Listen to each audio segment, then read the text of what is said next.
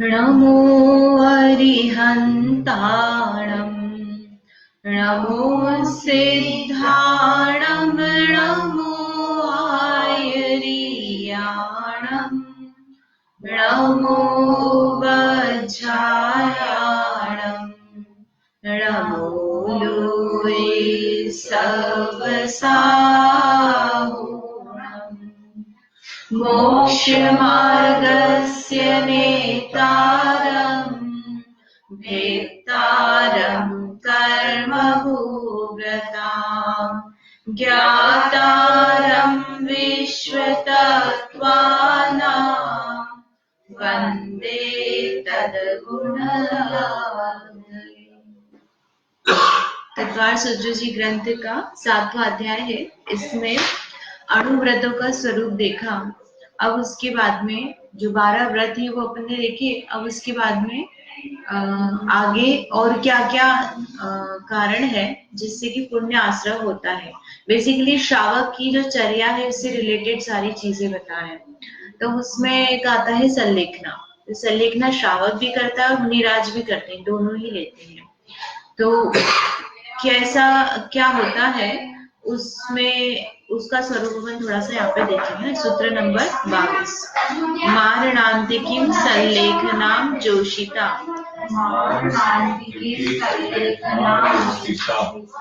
मारणान्तिकीं संलेखनां जोषिता किम है ना, किम पे बिंदी मारणान्तिकीं संलेखना पे बिंदी नहीं है शायद, हाँ लेकिन है नहीं एक्चुअल में सूत्र में। देखते हैं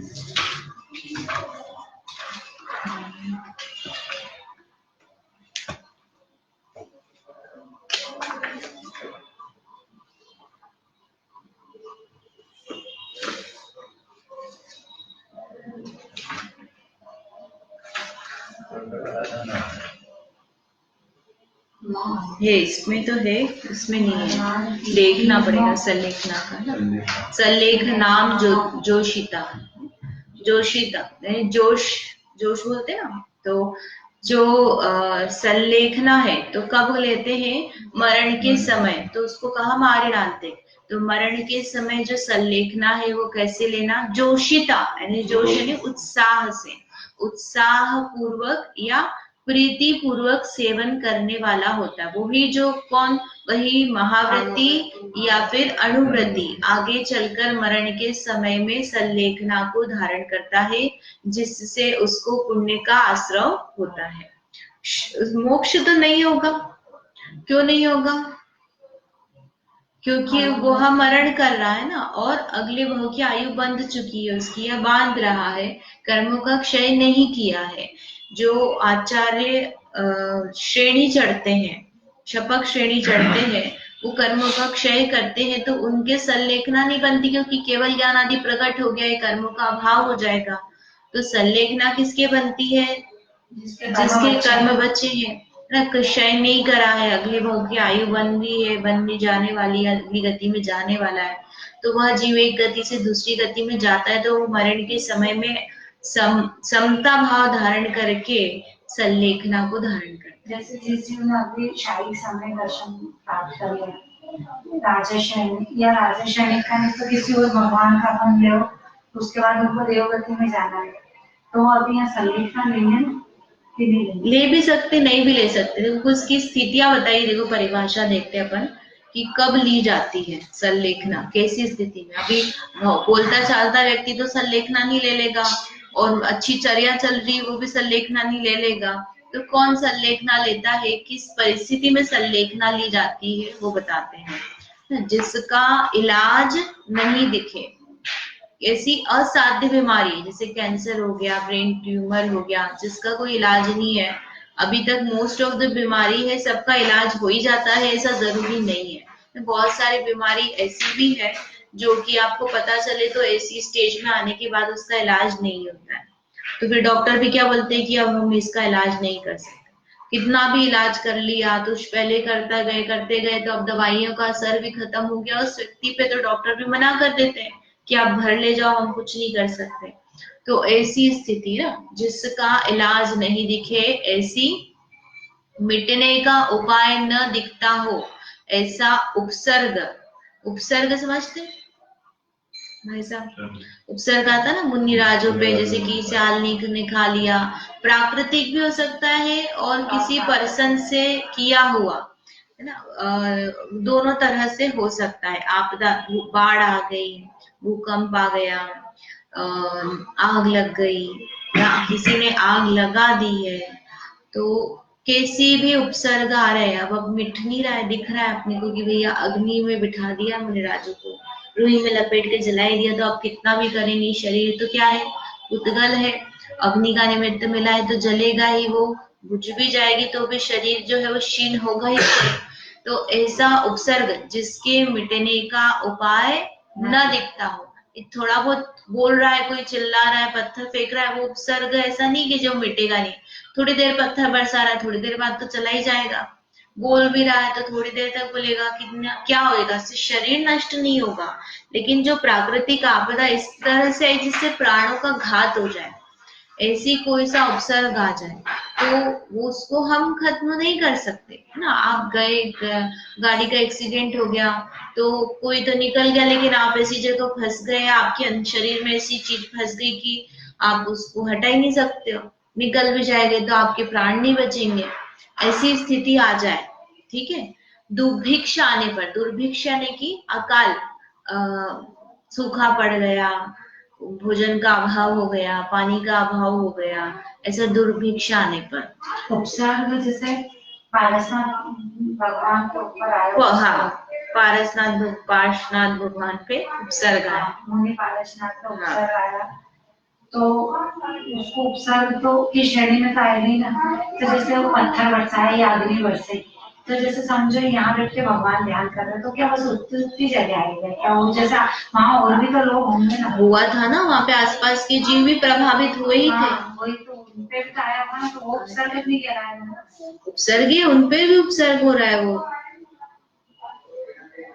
उपसर्ग तो एक जने पे ही आता है, ऐसा किसी व्यक्ति द्वारा किया है तो कहा जा सकता है कि इनके ऊपर किया गया है। लेकिन प्राकृतिक आपदा का उपसर्ग आ गया तो वो जंगल में ही आग लग गई, जिस जंगल में मुनिराज ध्यान कर रहे हैं, तो उन पर ही उपसर्ग आया क्या, कि जितने जानवर है उन पर भी आपदा आ गई है। भगवान का सुना तो उसमें तो वो जैसे कमठ के द्वारा किया गया, व्यक्ति विशेष के द्वारा किया गया, वो तो उनके ऊपर अकेले पे आपदा बोलने की क्या नहीं, आपदा तो आसपास के जीवों पर भी आई ना। जैसे वो बाली मुनिराज का कहानी आती ना, कि बाली मुनिराज पहाड़ पर तपस्या कर रहे थे और रावण वहां से निकला तो उसका विमान रुक गया। अब विमान रुक गया तो उसको जिज्ञासा हुई, मुनिराज और जिनालय के बिना वह विमान रुकते नहीं है। तो उसने देखा यहाँ कोई जिनालय नहीं है, तो देखा कि यहाँ तो कोई मुनिराज है, तो उसको क्रोध आया। नीचे जाकर देखा कि अरे ये तो बाली है, जिसने मेरे सामने झुकने से नमस्कार किया था, तो ये बदला ले रहा है। उसको क्रोध आ गया, उसने क्या किया, पहाड़ को उखाड़ दिया। अब पहाड़ को उखाड़ा तो मुनिराज अकेले थे क्या पहाड़ पे, दूसरे जानवर भी थे ना, वो सब रोने लग गए थे।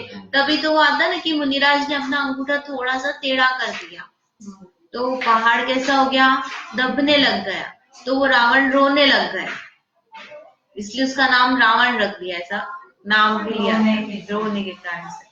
तो मुनिराज ने जो अंगूठा दबाया, तो क्यों दबाया, वो अकेले खुद के तो सहन कर सकते थे, लेकिन उस जगह पे अन्य पशु आदि भी थे, उनको करुणा आई, इसके निमित्त से उन्होंने ऐसा किया। तो वो जो आसपास में कोई भी जीव हो सकता है ना, पत्थर की बारिश कर रहे हैं तो वो अकेले हैं, किया उनके निमित्त से जा रहा है, कहेंगे उसके उनके ऊपर किया है। लेकिन यहाँ वहां पर यदि कोई और जानवर आदि अन्य जीव है तो उनको भी आपदा तो आई रहेगी ना। एक ही व्यक्ति जिसे सियालनी खा रही है तो वो तो बस उन्हीं पर आया, लेकिन इससे जो ऐसे बारिश, पत्थर की बारिश है, अग्नि लगा देना है, ये सब जो है थोड़े लोगों को अफेक्ट भी करना। सांप ने खा लिया, अजगर ने काट दिया, कड़े पे ना दिए, रुई में लपेट दिया, नहीं कोई भी कर सकता है। ये अपने मनुष्य भी कर सकते हैं, तिरंज भी कर सकते हैं, देव भी कर सकते हैं। तीनों गति के जीव जो है वो मुनिराज पर उपसर्ग कर सकते हैं। नारकी नहीं कर सकते। नारकी तो आते ही नहीं है ना, वही नारकी तो कर ही नहीं सकता है, तीनों गति के। नारकी तो आते ही नहीं है, इसलिए नारकी उपसर्ग नहीं कर सकते। देव आ सकते हैं और मनुष्य तिर्यंच रहते हैं। द्रोणागिरी का आता है ना, गुरुदत्त आदि जो मुनिराज है उनको क्या करा था, रुई में लपेटा। किसने लपेटा था रुई में? वो किसान ने, चरवाहा जो था उसने ही लपेटा था ना। तो मनुष्य ही तो था, तो मनुष्य भी हो सकता है, तिर्यंच भी हो सकता है। सियालनी कौन है? तिर्यंच है। और अजगर। तो ये उपसर्ग जो है, ऐसा उपसर्ग आ जाए जिसको टाला नहीं जा सकता। अब अजगर निकल ही रहा है तो तुम निकल के बच के करोगे क्या, और अंदर भी चले जाओगे, तुम्हारा जीवन तो गया। तो ऐसी स्थिति में तुम्हारे पास कोई उपाय नहीं है, तो क्या करना, सल्लेखना ले लेना। सल्लेखना लेने में कोई क्या करना, सब चीजें त्यागना पड़ती है। हाँ, दुर्भिक्ष आ जाने पर या वृद्धावस्था आ जाने पर। वृद्धावस्था भी एक अपने आप में कारण है।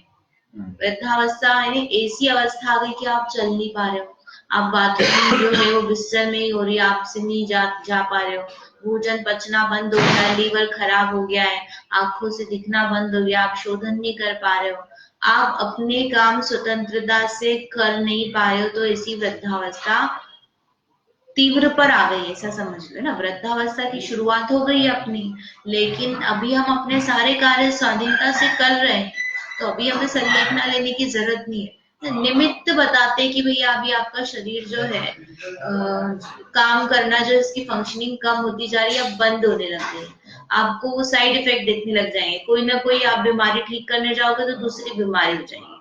कान से सुनाई नहीं देता, आप उसको ठीक करने जाओगे तो दिखने में प्रॉब्लम हो जाएगी, टेस्ट में प्रॉब्लम हो जाएगी, है ना, पाचन में प्रॉब्लम हो जाएगी। अलग अलग अंग जो है आपके एक एक करके कुछ न कुछ प्रॉब्लम चलती है। महाराज जी का ऐसा कि उनको दिखना कम हो जाता है, वो सल्लेखना ले लेते हैं।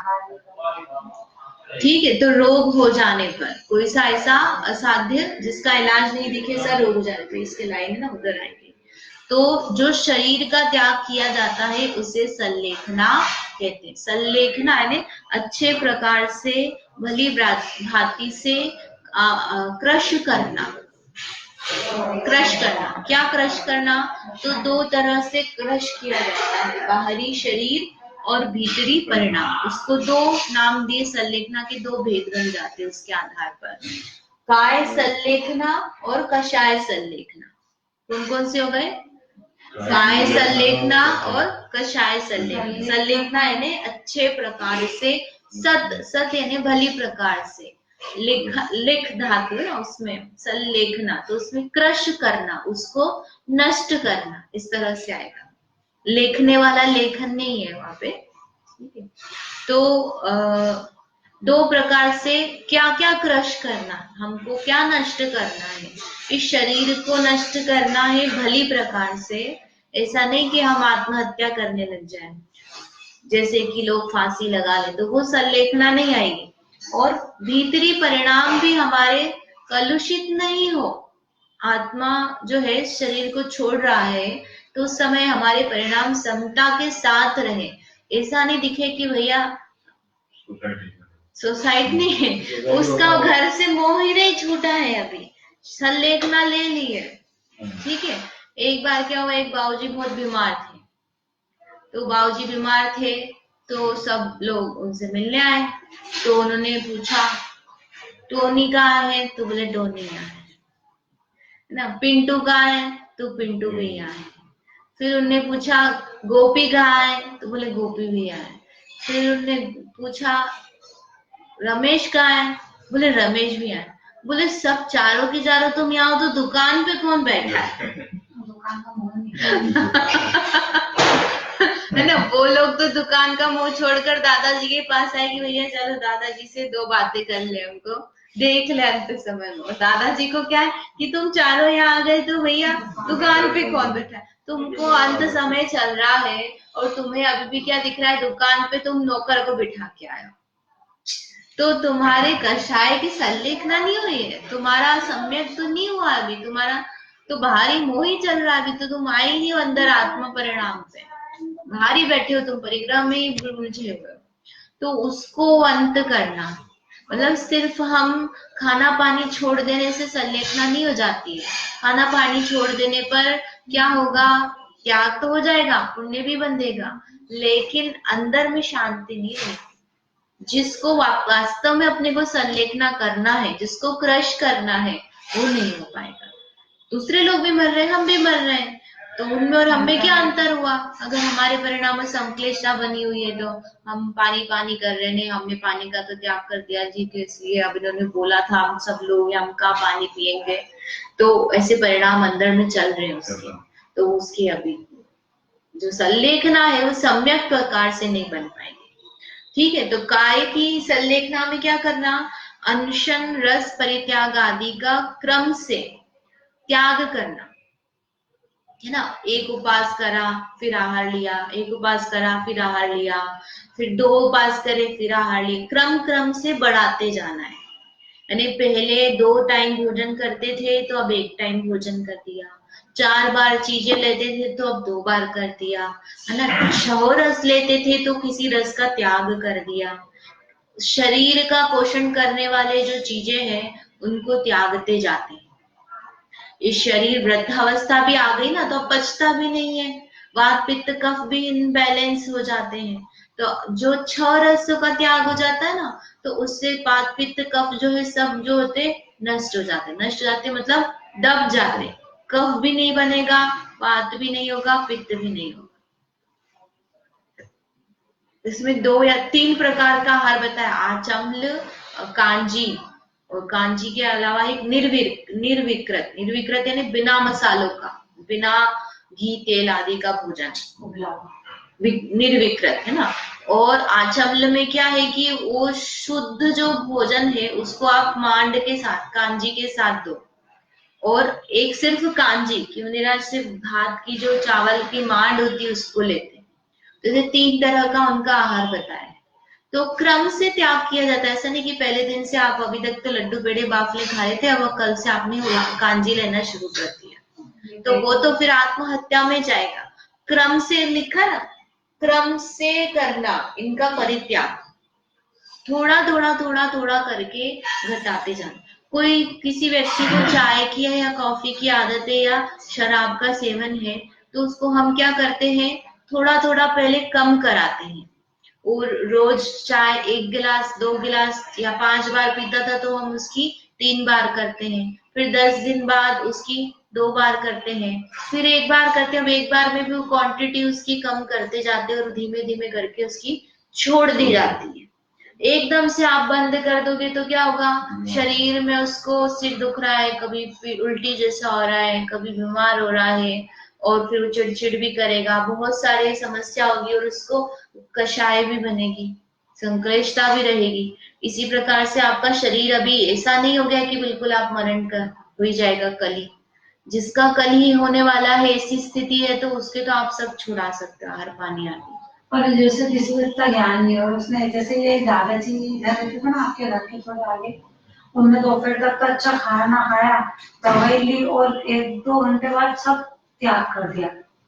जबकि वो ऐसे में तो फिर काफी दिन भी जिए, मतलब 8-10 दिन जिए वो ऐसे में, तब उनने तो त्याग कर दिया, जबकि उनको बहुत ज्ञान भी दे कि नहीं।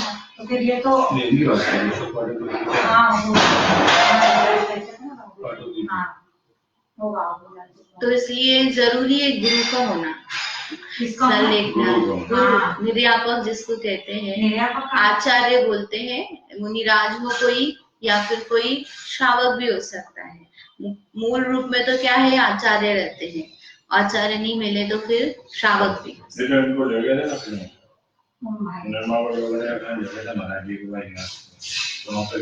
इसलिए वो आप अपनी स्थिति आप खुद अकेले निर्णय नहीं कर सकते, आपको 2-3 लोगों की जरूरत पड़ती है। एक डॉक्टर है जो बताएगा आपको कितना टाइम है ना। एक आएगा अभी इसका स्वरूप अपन देखेंगे।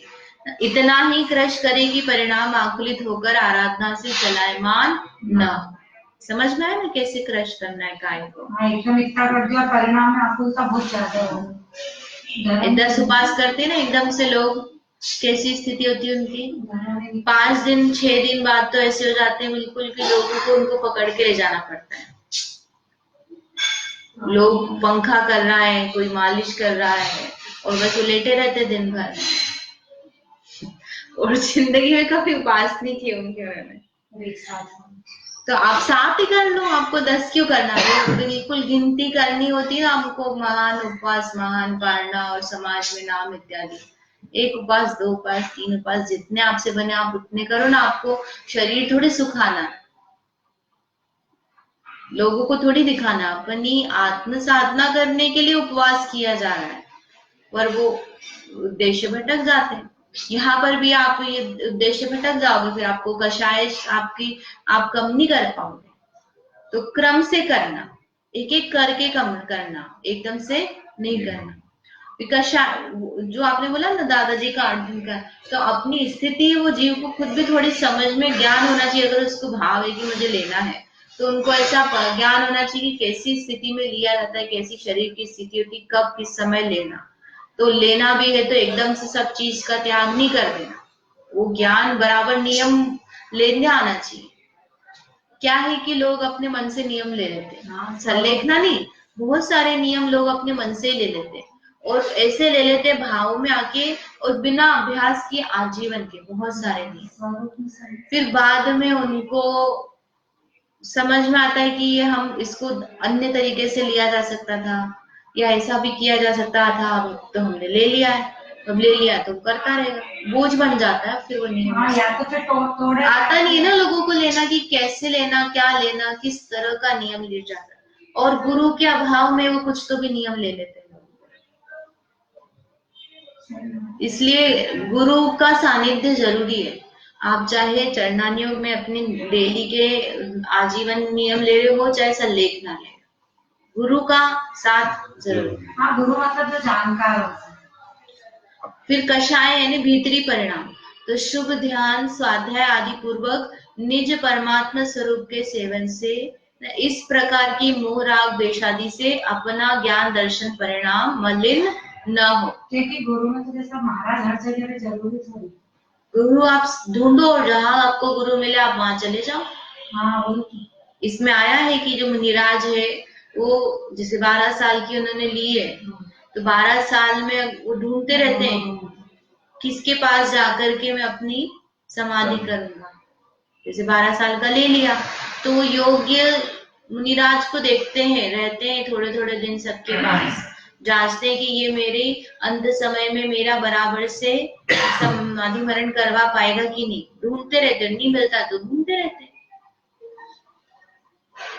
तो श्रावक भी कर सकता है ऐसा, जाए वो मुनिराजों के पास में, जा करके देखे, और फिर जहां जिस संघ में जिस तीर्थ क्षेत्र पर जो अच्छा लगता है वहां जाके वो अंत समय यदि जा सकता है पहले से चले जाए। समझ में आया ना?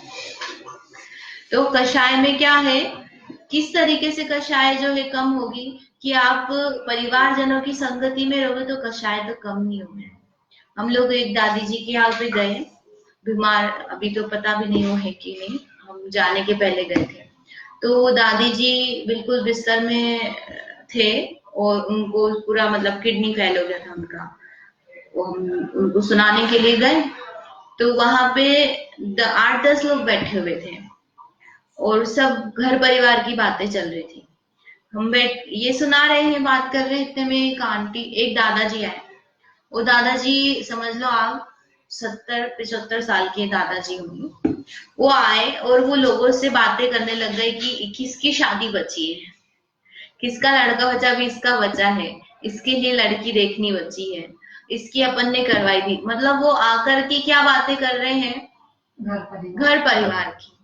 और ऐसी स्थिति में जो व्यक्ति बिस्तर में पड़ा है उसके कैसे परिणाम होंगे, संक्लेशित होंगे कि नहीं होंगे, और घर वालों के परिणाम कैसे रहेंगे। संसारी लोगों के सानिध्य में यदि अपन रहेंगे तो अपनी कषाय संलेखना नहीं हो सकती है। त्यागी वृत्ति हो, कोई आपके संपर्क में निरंतर, तो आपके परिणाम बन सकते हैं। आप सोचो कि आप कभी संघ में जाते हो, दीदी भैया के संग संयोग में रहते हो, तीर्थ क्षेत्र पे रहते हो, तो अपने परिणाम कैसे रहते हैं? बहुत मंद कषाय। बहुत मंद कषाय रहते हैं। अपने को लगता है बस जीवन में यही है, यही कल्याण करने योग्य है और ये उत्तम मार्ग है और अपन इसमें ऐसे ही चलना। और जैसे ही घर में आ जाते हैं कैसे हो जाते हैं परिणाम? होते ही है। अरे आप इंदौर के लिए ट्रेन में बैठ जाओ, वहां से 10 दिन आप जाते हो ना, जैसे सोनागिरी से आपने बैठ गए ट्रेन में, तब से आपको घर के विकल्प शुरू हो जाते हैं। लोगों के बारे में जो विचार है वो आपको नहीं अलग जाते हैं, जो वहां पे आपको 10 दिन नहीं आए हैं। तो जो कषाय है तो उसके लिए कम करने के लिए ध्यान स्वाध्याय तो है ही सही, लेकिन आपका आसपास का जो माहौल है, संगत है, वो भी ऐसी होनी चाहिए कि आप उनसे थोड़ा बच के रहो। धीमे धीमे आपको कम कर देना जाना चाहिए। बूढ़े लोगों की आजकल क्या मतलब सामान्य से अपेक्षा रहती कि लोग मुझसे आए बातें करें, लेकिन अपने को अपना मनोबल इतना बढ़ाना चाहिए कि मैं अकेले में समर्थ हूँ, मुझे बात करने वाला कोई नहीं चाहिए। वो बात करेंगे तो संसार परिवार की बातें ही करेंगे, जिससे मेरी धारा जो चल रही है शुद्धोपयोगी शुभोपयोगी ज्ञान की, वो धारा टूटेगी। और वो हम ऐसा ही माहौल बनाएंगे तो वो हमारे साथ जितना हम लगेंगे वो भी जिम्मेदारी करके हमारे साथ लगेंगे। जैसे हमने किसी को गिफ्ट दिया बर्थडे पर, तो वो हमें फिर गिफ्ट देगा कि नहीं?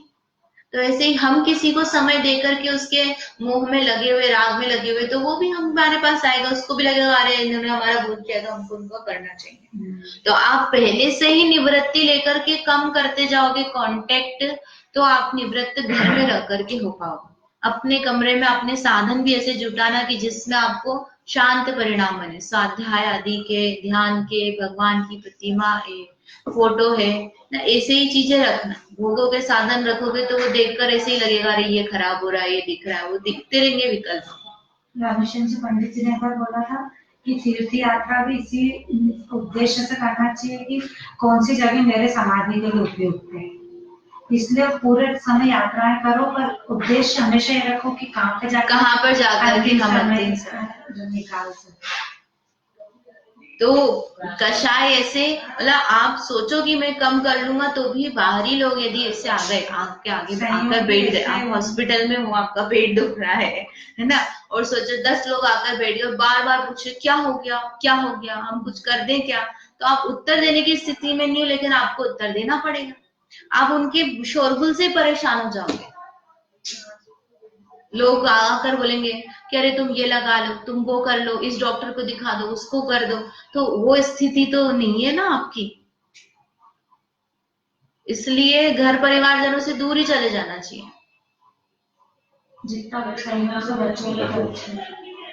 ठीक है, तो इस तरह से ये 2 प्रकार की संलेखना बताई है।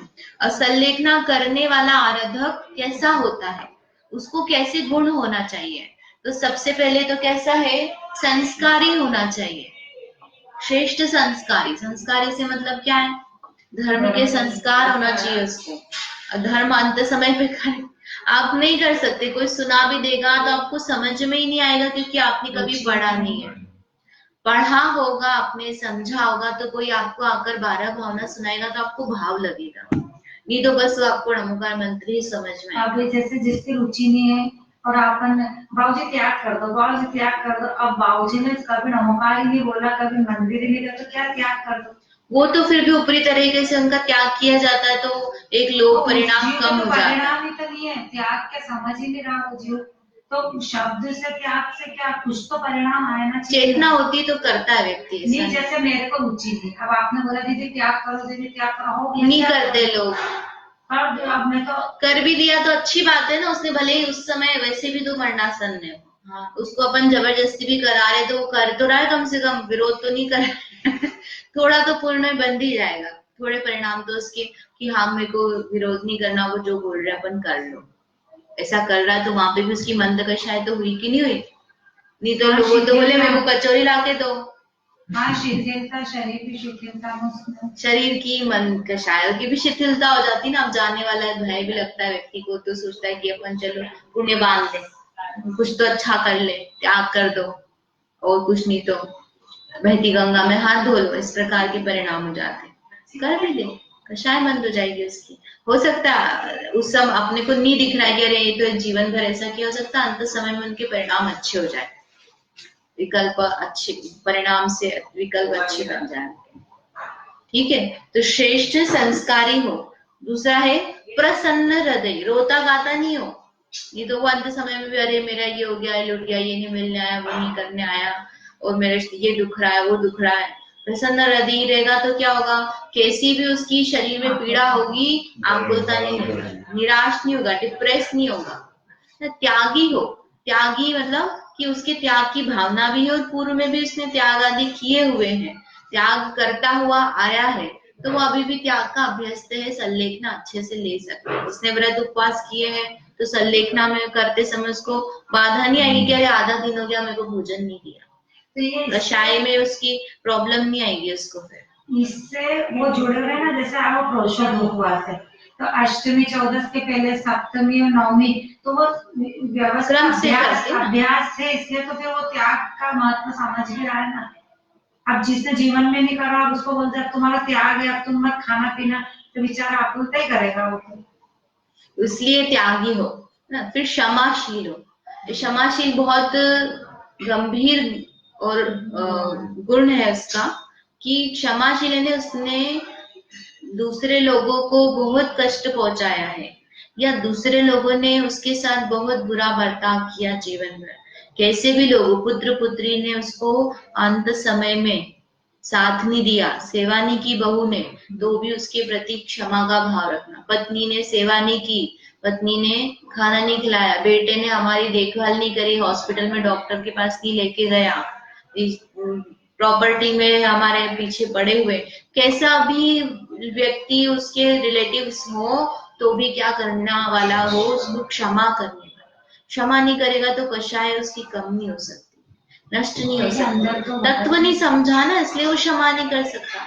और दूसरा अपने को भी क्षमा करने वाला, अपने से भी, अपन खुद भी, अपन जो है दूध की दुल्हन नहीं है, अपने से भी गलती होती है, लोगों से अपन झगड़ा करते हैं, किसी को डांट दिया, किसी को मार दिया, पीट दिया, किसी के साथ अपने बोला बोली कर ली, कुछ भी हो सकता है, काम नहीं करा, किसी की सहायता नहीं करी, तो अपने स्वयं को भी क्षमा करना, दूसरों को भी करना और अपने को भी क्षमा करना। अपने को कैसे? अब जो हुआ तो हो गया ना, अब अभी तो अपनी वर्तमान पर्याय तो सुधार ले, वर्तमान परिणाम तो सुधार ले, हो गया जो हो गया था, कर्म का उदय था, अपनी गलती मानना, अपने को क्षमा करना, दूसरे को क्षमा करना। पुरुषार्थी हो, पुरुषार्थ करना, यानी बस सुना दो तुम तो, हम तो बस लेटे हुए, ऐसा नहीं, चिंतन मनन खुद भी करने वाला, कोई नहीं सुना रहा है तो भी खुद से ही उसका चिंतन चल रहा है, चेतना का काम चल रहा है, जो पढ़ा है उसका घोलन चल रहा है, और उसने पुरुषार्थ किया है इतने सालों में, उसने संलेखना का घर में चीजें जुटाई है, स्वाध्याय किया, याद किया है, याद करोगे तो आप अकेले में उसको दोहरा सकोगे, तो पुरुषार्थी होगा तो वो अच्छा आराधक होगा, खुद से पुरुषार्थ करेगा। स्वपर विवेकी, स्वपर विवेकी यानी शरीर और आत्मा का विवेक, उसको पता है कि कौन क्या है, इन्हें स्वाध्यायी है बेसिकली, पहले अभ्यास किया है उसने तो अंत समय में उसका अभ्यास बनेगा। कभी चिंतन मनन नहीं किया तो अंत समय में वो नहीं कर पाएगा, क्योंकि भासना ही नहीं उसको। आपने पहले कभी गुलाब जामुन खाया है तो हम आपको बोले आप गुलाब जामुन का ध्यान करो, अभी तो कर सकते हो ना, क्योंकि खाया है आपने कैसा होता है उसका टेस्ट भी आप एक बार ज्ञान में तो आ ही जाएगा कि इस तरह का टेस्ट होता है। ऐसे ही जिसने बैठकर ध्यान किया है, चिंतन मनन किया है, तो जितना किया होगा उसको उतना तो आ ही जाएगा, जीरो पे तो नहीं रहेगा, तो स्वपर विवेकी होना चाहिए। फिर शुभ वचनों से युक्त, पेट दुख रहा है तो अरे कहाँ गए, मर गए क्या तुम, डॉक्टर को लेके नहीं आए, पेन किलर लगवाओ, मुझे दिख नहीं रहा तुमको, दुर्व्यसन करने से लोग दूर भागे, अपनी कषाय भी बढ़ेगी, दूसरों की भी बढ़ेगी। तो वचन भी भद्र हो, कैसा भी हो बेटा ठीक है, नहीं हुआ कोई बात नहीं, समता, अंदर में समता होगी तो वचनों में समता होगी ना। शीलवान हो, शीलवान है कामुक भाव वाला, उसको सेवन का परिणाम नहीं हो अंत समय में, ऐसा शीलवान, और गुणों में रुचि रखने वाला, दूसरे के गुण को अच्छा देख करके ग्रहण करने की रुचि, कि इनका ये गुण अच्छा है ना, वात्सल्य अच्छा है इनका, इनका प्रेम भाव अच्छा है, इनका ज्ञान अच्छा है, इनका स्वाध्याय अच्छा है, इनकी रुचि अच्छी है, ऐसे लोगों के गुणों को देख करके देखेगा तो उनको ग्रहण भी करेगा। गुणों में रुचि होगी तो देखेगा, और नहीं तो क्या होगा, वो बैठ करके ये देखा करेगा, ये देखो यहाँ पे इतनी बजे आए, हमने बोला था एक दो दो यहाँ बैठ कर ऐसी बातें कर रहे हैं, इनको पता है कि संलेखना वाले के सामने ऐसी बातें करते, ये देखा करेगा, ये देखो ये प्रॉपर्टी के लिए कर रहा है, दुर्गुण ही दिखते रहेंगे उसको। तुमने जीवन भर दुर्गुण देखे, निंदा करी है, तो अंत समय में तुमको वही दिखेगा। यदि तुमने गुणों पर ध्यान दिया होगा तो तुमको गुण दिखेंगे अंत समय में, कैसा भी काम कर रहा है, अरे ये देखो आकर के खड़े हैं अपने पास में, ये चाहते तो हैं अपने कुछ करना, लेकिन कर ही नहीं सकते बेचारे, क्या करेंगे, तो आ तो गए हैं, भले व्यक्ति, ऐसा विचार करें, नेगेटिविटी नहीं आएगी उसको। तो ये सामान्य से बताए हैं कि कैसे कैसे इसके गुण होना चाहिए इसमें। अब इसके बाद में एक क्वेश्चन आता है कि ये संलेखना वाला जो है कि इसको आत्महत्या का दोष लगता है क्या, एक तो ये प्रश्न है। फिर निर्व्यापक की जो अपन ने बात की, कौन होता है, कैसा होता है, इसके बारे में जो है अपन इसको कल देखेंगे। इसमें अच्छा विषय है संलेखना का, कि अपने को लगता है हमें क्यों बताया जा रहा है, क्या समझने की जरूरत है, लेकिन ये भी स्वाध्याय है, ये भी अपनी तैयारी है, पूरे जीवन इसमें अपने को अपना माइंड प्रिपेयर करना पड़ता है कि जो मृत्यु है किसी को बताकर नहीं आती कि किस समय आएगी। कोई एक्सीडेंट आपदा आ जाए, है ना, जैसे अब बाढ़ आ गई थी, बाढ़ में आप फंस गए, कैसी भी स्थिति हो सकती है, तो उस समय में यदि आपका कुछ सुना हुआ है, पढ़ा हुआ है, समझा हुआ है, तो आपको काम ही आएगा, व्यर्थ नहीं जाएगा। अपन ऐसे समय में यदि संलेखना लेने का वो करें, और संलेखना लेने के बाद में यदि बच जाए तो फिर उसका निराकरण किया जा सकता है। उसके बाद में आप कंटिन्यू रखोगे तो आत्महत्या है, आप ठीक हो, आपके ऊपर कोई आपदा नहीं हट गई है तो हटाई जा सकती है। उसके पूरे विधि विधान होते हैं, तो वो मुझे नहीं पता है, लेकिन वो आचार्य से पूछा जी ने बोला था कि कभी ऐसी विपदा में हम फंस गए तो उस समय ऐसे नियम लेते हैं कि जब तक ये उपसर्ग नहीं हटता है तब तक के लिए मेरे आहार पानी का त्याग, और जब ये उपसर्ग हट जाएगा तो फिर मैं वापस ग्रहण करूंगा, यदि उपसर्ग नहीं हटता है तो फिर मेरे मरण तक त्याग है। वो इसी प्रकार से लिए जाते हैं नियम भी, ठीक है। उनकी संलेखना की पुस्तक है ना, हाँ, उसमें उन्होंने प्रवचन में बताया, नहीं बराबर है, वो याद आ गया मेरे को भी, ठीक है। जावाणी के ज्ञान ते सूझे लोकालोक, सुवाणी सत्नमो सदा देत